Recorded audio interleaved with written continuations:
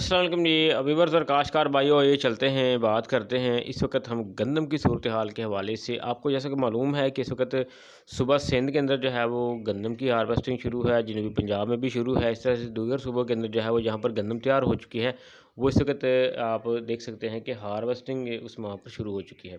एक बहुत बड़ा मसला इस साल बना हुआ है कि जो महकमा खुराक है और हुकूमत और पास्को है, उसका ये कहना है कि पाकिस्तान में जो है वो हुकूमत के पास जो है वो गंदम जो है पहले से मौजूद है, उसका एक स्टॉक मौजूद है और इस साल भी बम्पर क्रॉप जो है वो होने होने जा रहा है।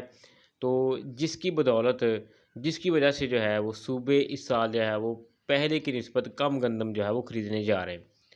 तो रेट की भी आपको तफ़सीलात बता देते हैं कि सुबह सिंध के अंदर जो है वो 4000 रुपये जो है वो 40 किलो का रेट मुकर्रर किया गया। इसी तरह से सुबह पंजाब के अंदर 3900 रुपये रेट जो है वो मुकर्रर किया गया है 40 किलो का, और सुबह KPK में भी यही रेट है।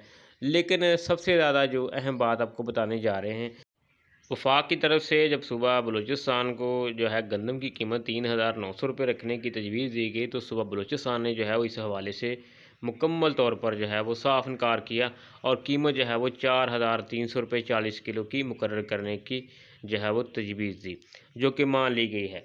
एक बात हो गई। तो बलूचिस्तान के लिए जो है वो इस साल जो है वो गंदम का हदफ रखा गया है जी 50,000 मेट्रिक टन का, और 5.7 अरब जो है वो कर्ज लेने की इजाज़त दे दी गई है 4300 रुपये रेट के साथ, यानी बलूचिस्तान जो है वो बाजी ले गया है। लेकिन इस साल एक और बड़ा मसला है कि हुकूमत जो है वो 69% जो है वो पहले से कम गंदम जो है वो किसानों से ख़रीदेगी।